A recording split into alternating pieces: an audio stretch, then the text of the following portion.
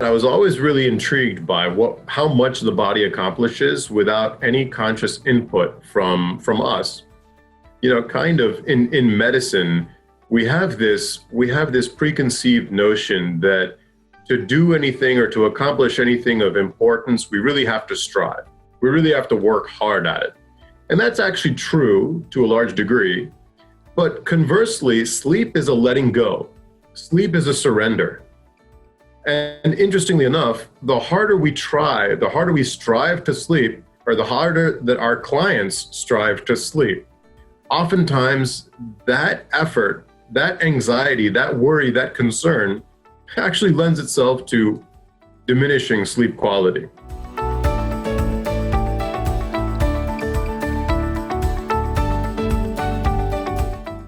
Now, what happens during sleep? One of the most important things that happens during sleep is reversing damage that we incurred during wakeful hours, reversing oxidative stress, repleting energy stores. Very importantly, there's a brain and body cooling, and this happens also during REM sleep. And oftentimes sleep is really important to optimize regulation of so many other physiologic functions. We're just now unraveling the mystery of how good sleep quality lends itself to a stronger immune system and also reduces the inflammatory burden in the body.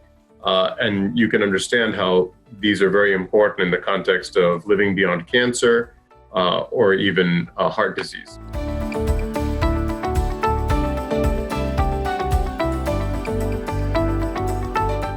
What's very fascinating to me is that sleep medicine as a field is multidisciplinary in nature. During my sleep medicine fellowship at the University of Miami, there were faculty members from otolaryngology, from psychiatry, from neurology, from pulmonary critical care, internal medicine. So, you know, there are pediatrics.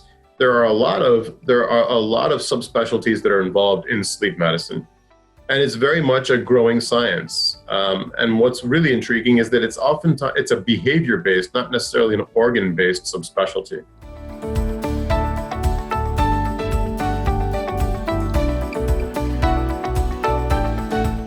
So physiologic effects of sleep loss also include reduced natural killer cell activity, changes in circulating levels of leukocytes and cytokines, including increased TNF and interleukin-6, which are pro-inflammatory cytokines. Decreased antibody titers of the influenza vaccination. This comes from a study that looked at how well people's immunity develops to receiving the flu vaccine. And there were two groups, one sleep-deprived group and one normal sleep group. And they found the sleep-deprived group had decreased antibody titers of the influenza vaccination, so decreased uptake of the vaccination. So it certainly impacts our immune system.